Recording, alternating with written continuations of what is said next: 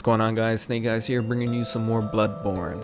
And in this video we're going to be doing a weapon showcase, and the weapon we're going to be showcasing today is the Burial Blade. Now, out of all the weapons that were requested in my last video, this one was definitely requested the most, and I have to say thank you guys, because this weapon is amazing. But if you don't know how to get it, all you have to do is either beat Gehrman the First Hunter and buy it from the messengers, or you can try your chance at both of these chalice dungeons, and I hear that it is possible to find the weapon down there as well. But that's pretty much how you get this weapon. Now we're going to go into the details of it. Since then, I've upgraded mine to +9, so my physical attack is at 152. I also get 57 arcane attack. This weapon has 200 durability, and the requirements for it is that you need 10 strength and 12 skill, and it gets an E scaling in strength and a B scaling in skill and arcane. Going back to what I was saying before, this weapon is amazing. I love it. This is probably one of the only weapons that I've picked up yet and have a legitimate love for, and this is definitely a weapon that I'm going to use even after the fact. But with that being said, this weapon does have some cons of its own as well, and I would say that the biggest con of this weapon is that when you're using the scythe version of it and you're going up against somebody that's using a gun, you're probably not gonna win that fight. And the reason I say that is because the scythe version of this weapon attacks really slow, and most of the attacks that this weapon has are pretty telling. So if you're going up against somebody who actually knows what they're doing, chances are after a little bit of time they will get a parry off of you, only because this weapon has a slow startup time. That also transitions into its curved sword state.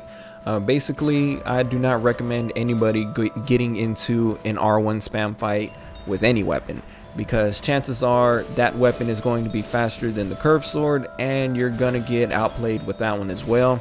But what this weapon lacks in speed, it pretty much makes up for it in every other aspect. This weapon has range, this weapon has damage, and this weapon also has combos, and that to me is its biggest pro. I've used a handful of different weapons in PvP, and this is legitimately the only weapon that I've had to use combos, or that I've wanted to use combos on, because it's actually really fun to do that. Since this weapon doesn't have speed to match every other weapon, basically you're gonna have to use a little bit of smarts to actually try to chain in some combos if you really want to do some damage, and that goes for both versions of this weapon.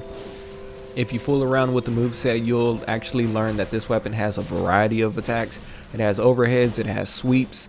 The charge up attacks on this weapon for both versions are actually really good.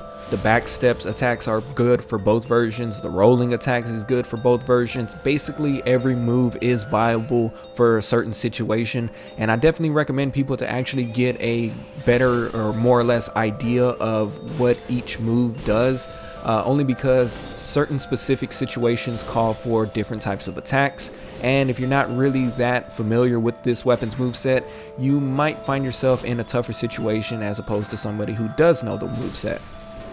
So I will say for sure that this weapon does have a learning curve to it.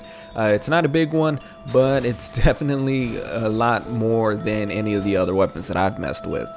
One sort of thing that I kind of want to jump back to real quick is the fact that when I said that its scythe version is kind of useless against people with firearms, one thing to kind of remedy that, if you really want to do the scythe version of this weapon, is basically if you see somebody use a two-handed weapon, then go ahead and use the scythe, because you're pretty much going to get them on range and on some pretty decent damage. But if you see them basically switch back to their firearm, then do the same, because chances are if they get into a point where they want to use their gun, they're gonna spam their bullets, and it doesn't take that much skill to parry this weapon. So just keep that in mind, and it's not something you have to do, but it is something that I do recommend, especially if you're still trying to get a couple of wins.